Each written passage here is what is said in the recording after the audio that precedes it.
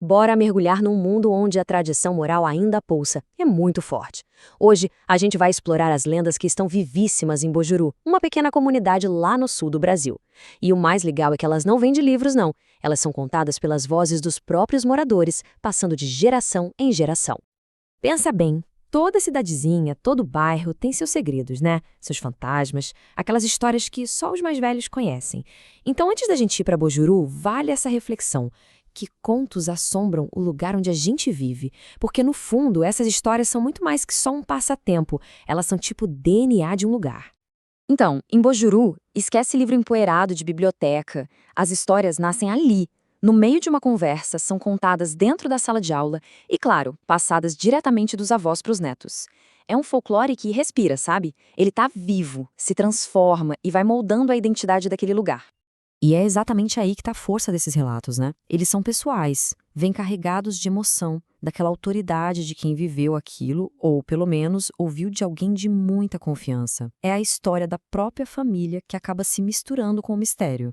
Ok, vamos começar com a primeira categoria de lendas de Bojuru, que é talvez a mais arrepiante de todas, os encontros diretos. Sabe, com aparições que até se parecem com a gente, mas que claramente não pertencem a este mundo. O que deixa essa história tão poderosa é o choque. Imagina só a cena. Um dia super normal de trabalho no campo, aquele barulho do motor, o sol já baixando, e aí, de repente, do mais absoluto nada, o inexplicável. Uma mulher de branco sentada ali do lado, sem aviso, sem fazer som nenhum. É a rotina sendo completamente rasgada pelo sobrenatural. E essa outra história aqui mostra o impacto que esses encontros têm para a vida toda. Não foi só o vulto que passou rápido, foi uma visão clara, um rosto que ficou gravado na memória, e um som de dar calafrios, as unhas arranhando o vidro da janela. É o tipo de lembrança que marca uma pessoa para sempre. E os relatos, olha, não param por aí não. Tem histórias de crianças fantasmagóricas, ecos de um passado de escravidão no Brasil que ainda parecem caminhar pelos campos. Essas visões são bem diversas e mostram como o mundo espiritual parece estar totalmente entrelaçado com a paisagem e com a história de Bojuru. Mas nem só de fantasmas com aparência humana vive o imaginário de Bojuru. A noite lá também é povoada por criaturas, por seres que misturam o nosso folclore nacional com medos bem específicos da região.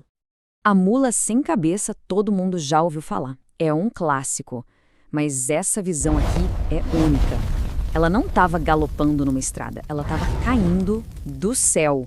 Imagina a cena. É uma imagem muito forte, quase de cinema, que mostra como as lendas vão se adaptando e ganhando detalhes espetaculares em cada lugar. Aqui, a gente vê a lenda na sua forma mais pura. Bojuru tem o seu próprio pé grande, uma criatura misteriosa que teria sido vista lá na Fazenda Santana. E como toda boa lenda, a história vive exatamente nessa tensão, entre o relato de quem jura de pé junto que viu e o ceticismo de quem duvida. Às vezes o mistério não está numa criatura ou num fantasma, mas no próprio lugar. Em Bojuru, parece que a própria terra guarda memórias, sabe?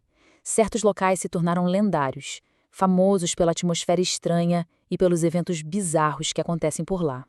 Olha só, isso aqui é praticamente um mapa do sobrenatural de Bojuru. Cada nome desses carrega uma história. A neblina sinistra do Sarapião, o perrengue que era a estrada do inferno, a tal criatura da Fazenda Santana e a lembrança da leoa na praia. Aqui a geografia e a lenda andam de mãos dadas. Vamos pegar o caso do Sarapião, por exemplo. O pessoal descreve como um lugar esquisito, úmido, sempre com aquela névoa. Nesse cenário perfeito surge o quê? Um jipe fantasma correndo a toda velocidade sem ninguém visível no volante. A atmosfera do lugar alimenta o mistério e o mistério reforça a fama do lugar. Mas olha que interessante, nem toda lenda é sobrenatural. A tal estrada do inferno não era um portal para outra dimensão, não. Era um reflexo de uma dificuldade muito real e coletiva. O nome dramático é uma forma de folclore que nasce do dia a dia, transformando um problema de infraestrutura em parte da identidade local. E para fechar, a gente volta para um mistério que é ao mesmo tempo delicado e totalmente inexplicável. As crinas dos cavalos que aparecem trançadas. Do nada. Ninguém sabe quem faz, ninguém sabe como, não é algo violento, mas é muito, muito estranho. É uma interferência sutil do outro mundo no nosso. é o tipo de coisa que mantém a conversa sobre bruxas e assombrações sempre viva. Bom, depois de ouvir tantos relatos, a pergunta que fica é: mas por que continuar contando essas histórias? A resposta é que elas são muito, mas muito mais do que só contos para assustar. Elas são a pura essência da cultura daquele lugar. No fim das contas, essas lendas funcionam como uma espécie de cola social, sabe? Elas guardam a história, criam um sentimento de pertencimento, aquela ideia de que só quem é daqui conhece a história do leão. E elas misturam medo com sabedoria popular. É através dessas histórias que a comunidade de Bojuru se entende e entende seu lugar no mundo. E essa citação aqui, olha, ela resume tudo perfeitamente. O folclore não é só uma curiosidade, é uma ferramenta poderosíssima para a gente entender como as pessoas se relacionam com o lugar onde vivem, como elas constroem a própria identidade e como lidam com o passado e com o inexplicável. E isso traz a gente de volta para o começo. As histórias de Bojuru são únicas de lá, mas o ato de contar histórias é universal. Então, fica a reflexão. Que contos, que fantasmas e que criaturas ajudam a definir os lugares que a gente chama de lá?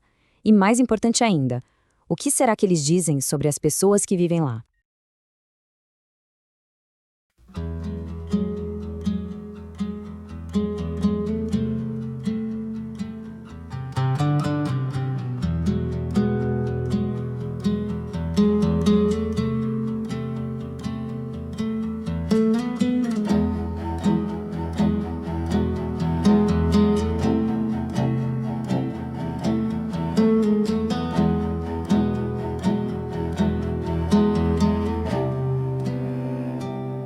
O vento soprou um nome nas dunas. O tempo apagou as memórias dos ventos que trouxeram pra cá. Ventos de Alá, ventos de Avé, ventos de paz, força e amor.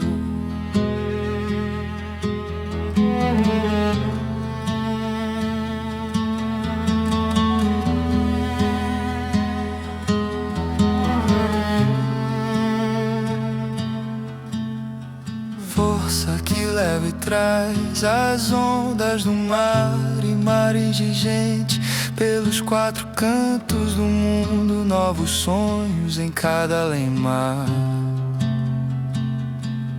Vejo as areias no seu santo movimentar, vejo figueiras e pereiras no florescer, no permanecer, no vencer o tempo e o tempo, no enfrentar cada temporal.